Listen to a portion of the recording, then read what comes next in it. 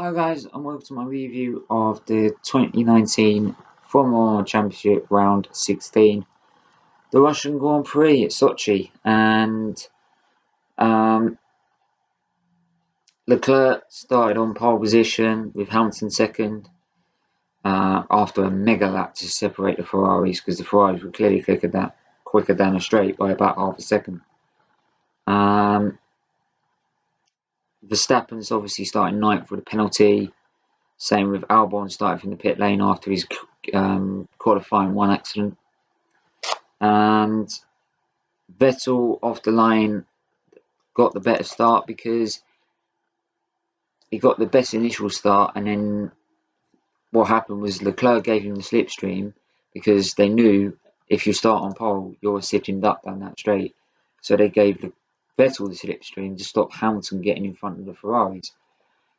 Now, apparently, on the team radio, a deal was made overnight is that Leclerc would help Vettel out by giving him the slipstream to get the Ferraris ahead, and then Vettel will let him back through some point during the Grand Prix, not knowing when it was.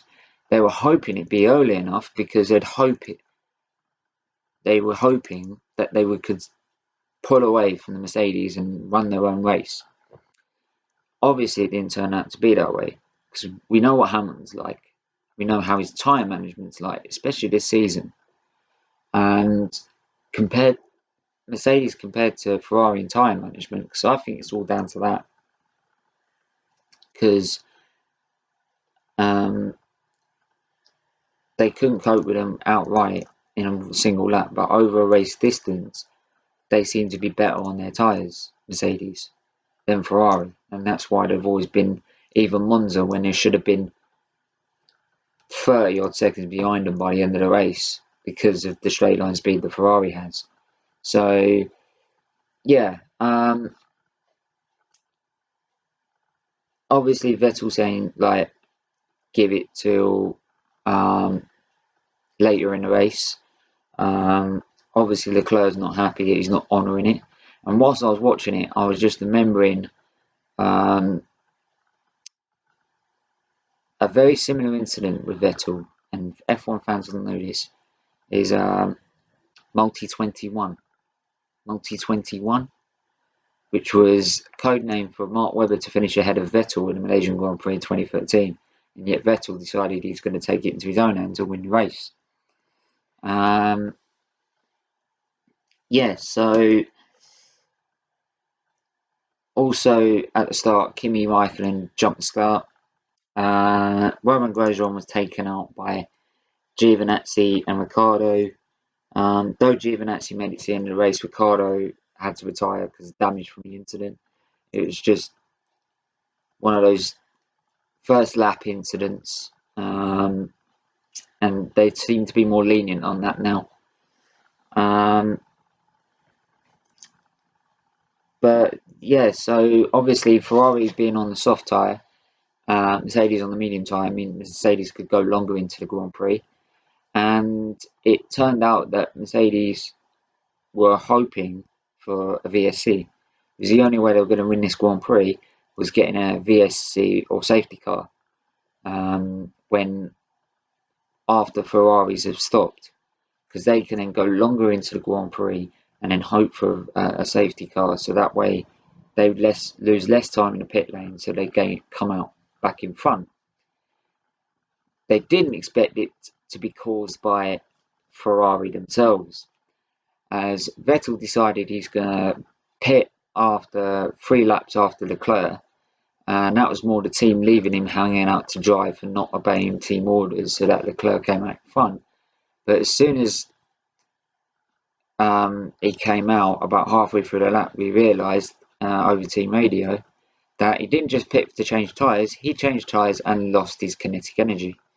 So that meant he lost all the electrical 160 horsepower energy that he gets to use around a lap, which basically these days puts you out of the race, puts him way out of the race, because if you carry on, you damage the engine as well and the power unit. So, though people would say he could have stopped in the pit lane because he was right close to the pit lane entry, he stopped out on circuit, and some people did think he did that to try and destroy Leclerc's race, and it did, because it caused the virtual safety car, which meant Hamilton can come out in front, and then Leclerc had to then repit for softs after a safety car after Russell's suspension failure, um, and then he came up behind Bottas, so it left the rest of the race, which was about 20 odd laps of Leclerc trying to get past Bottas, and in the end he couldn't, and he ended up finishing third, and Hamilton taking the win again, which now means that Mercedes can win the constructors if it all goes their way in Suzuka, which is the next race, and Hamilton winning 2 or 3 races now, with about we're around 16 now, so 5 races to go, could win it in the next 2 or 3 races with the gap he's got. So you'd be a very brave man to predict that Hamilton's not going to win his 6th title this year at this stage. So because no matter what happens and no matter where he finishes, he always seems to be finishing ahead of his main rivals in the championship. So that makes me happy. So yeah, so we move on to round 17 in Japan, and this one again will be a close call, and might be again that because they've got a very long straight after Spoon Corner, that Ferrari could make up any deficit they have to Mercedes on that straight. We don't know. But what I will say is that for next year, Mercedes have to bring an engine upgrade. They need a new engine upgrade to keep up with Ferrari, because if Ferrari get their downforce and balance right, Mercedes are going to stand no chance next season. Not a chance. Not with Ferrari's pace advantage down the straight. And that's as simple as that. So, yeah, we move on to round 17. Leave a like, comment, subscribe. Let me know what you thought about Grand Prix. And actually, the answer to my question before I forget, which was who won the first ever Russian Grand Prix? Was it Lewis Hamilton, Nico Rosberg, or Daniel Ricciardo?